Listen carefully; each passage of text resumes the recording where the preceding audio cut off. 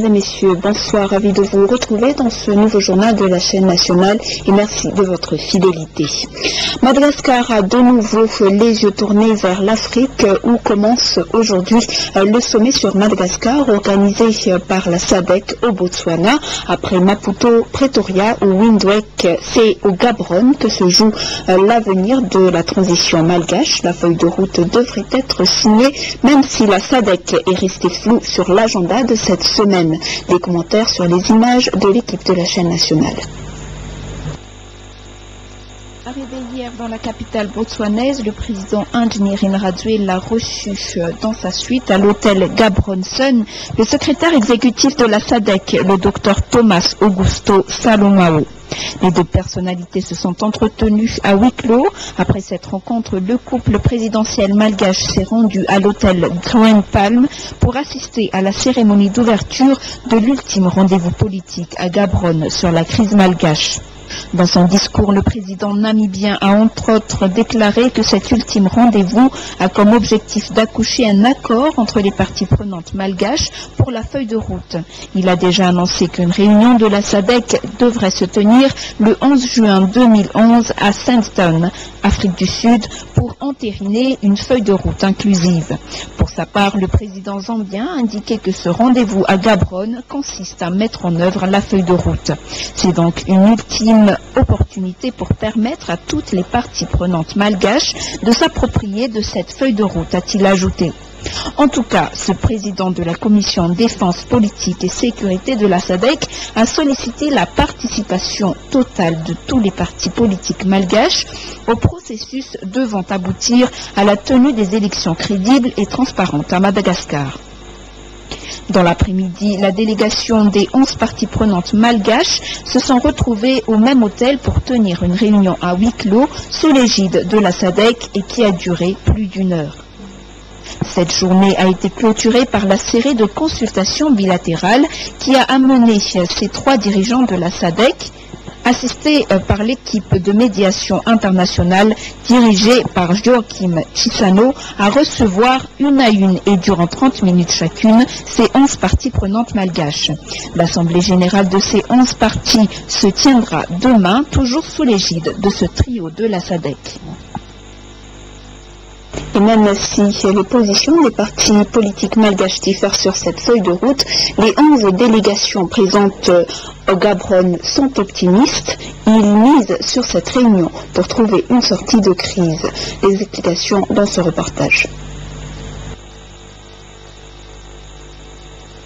À leur arrivée hier à Gaborone, les leaders politiques membres de cette délégation n'ont pas caché leur optimisme quant à l'aboutissement des rencontres qui se dérouleront dans la capitale botswanaise. Munzaru Ndefu mise sur une transition consensuelle et inclusive à laquelle la population malgache et la communauté internationale auront confiance. Du côté des trois mouvances, Fetsan Rakutwanjenirin a reconnu que cette réunion est une occasion pour toutes les parties réunies de trouver la solution, une occasion pour tout arranger. Manda Kutwarvel et Roland Ravatmanga sont prêts à trouver une solution, estimant que la crise n'a que trop duré. En tout cas, pour l'Aïnirik Jean, la SADC devrait s'en tenir à ce qui a été convenu. La feuille de route devra être signée sans être modifiée. Avant son départ dimanche, le président Andry Rajoelina a rappelé l'importance de cette réunion de la dernière chance.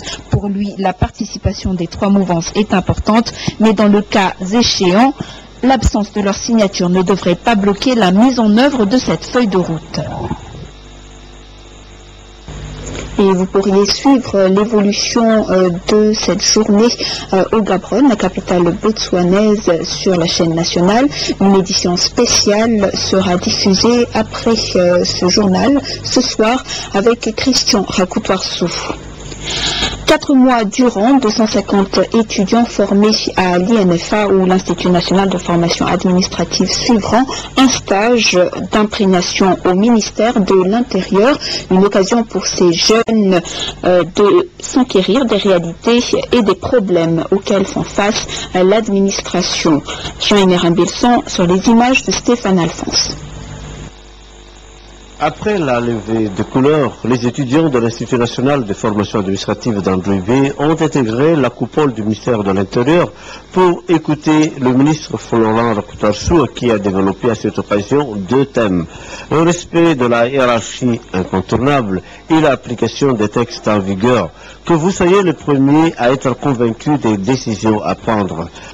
Le stage comprendra un moment d'imprégnation, puis de responsabilisation et enfin d'exécution, soit 4 mois de stage au ministère de l'Intérieur. Critique, le ministre Florent Rakoutarsou a insisté sur la nécessité de rendre compte et sur le respect de l'obligation de réserve à tout moment pour ces futurs cadres de l'État.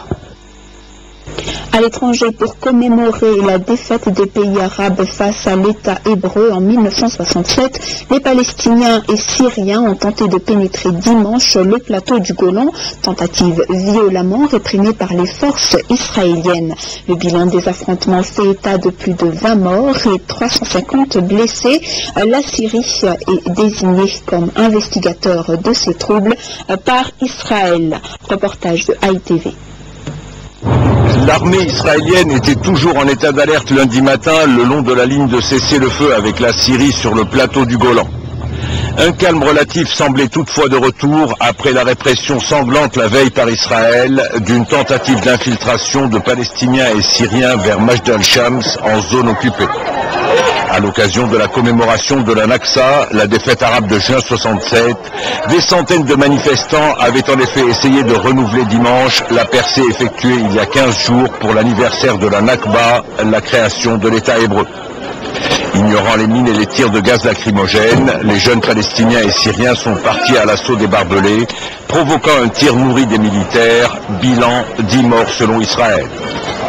Cela n'aurait pu se produire sans l'aval du régime syrien, qui apparemment a pris la décision d'accroître la tension à la frontière dans le but de détourner l'attention des vrais problèmes auxquels il est confronté à domicile.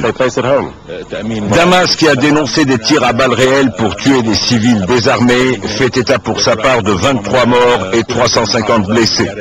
Washington et Paris se sont dit très préoccupés par la situation dans le Golan et le secrétaire général de l'ONU, Ban Ki-moon, a condamné l'usage de la violence et appelé toutes les parties à la retenue. En Allemagne, les pistes de recherche sur la bactérie tueuse se multiplient. Après le concombre espagnol, c'est maintenant le soja en Basse-Saxe qui est soupçonné. Au Pakistan, 2 attentats dans le nord du pays ont visé des familles de militaires après le décès d'un chef Al-Qaïda. Au Portugal, la droite a remporté la victoire aux élections législatives anticipées. Et enfin, dans l'affaire DSK, Dominique Strauss-Kahn a plaidé non coupable des 7 crimes dont il est accusé. Voici le monde en bref. Honte à vous! Des manifestantes en tenue de femmes de chambre. C'est l'accueil réservé lundi à Dominique Strauss-Kahn au tribunal de New York. L'ex-patron du FMI a choisi de plaider non coupable des crimes sexuels dont l'accuse une femme de chambre américaine. Cette décision ouvre la voie à un procès. Le juge a fixé la prochaine audience au 18 juillet. À tout moment, DSK peut changer d'avis et négocier sa peine en plaidant coupable à l'un des 7 chefs d'accusation pesant contre lui.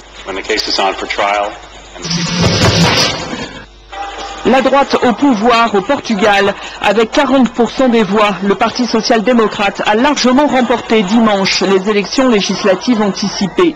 Les socialistes se sont balayés, victimes de la gestion de la crise financière. Pedro Passos Coelho devrait devenir Premier ministre à la place de José Socrates, désavoué par le rejet d'un 4e plan d'austérité en moins d'1 an. Le Parlement avait été dissous en mars après la démission de José Socrates. Ce dernier a également démissionné lundi du poste de secrétaire général du Parti socialiste. Au Pakistan, au moins 18 morts et une trentaine de blessés dans un attentat commis dimanche dans le nord-ouest du pays. La bombe a explosé dans une boulangerie d'une zone militaire. Selon la police, c'étaient les familles du personnel militaire qui étaient visées. Dimanche, un autre attentat à Peshawar a fait 6 morts. Ces 2 attaques pourraient avoir été menées en représailles à la mort d'un chef d'Al-Qaïda qui aurait été tué vendredi par un drone américain. Le soja et les graines germées, nouveau suspect dans l'affaire de la bactérie tueuse Escherichia coli.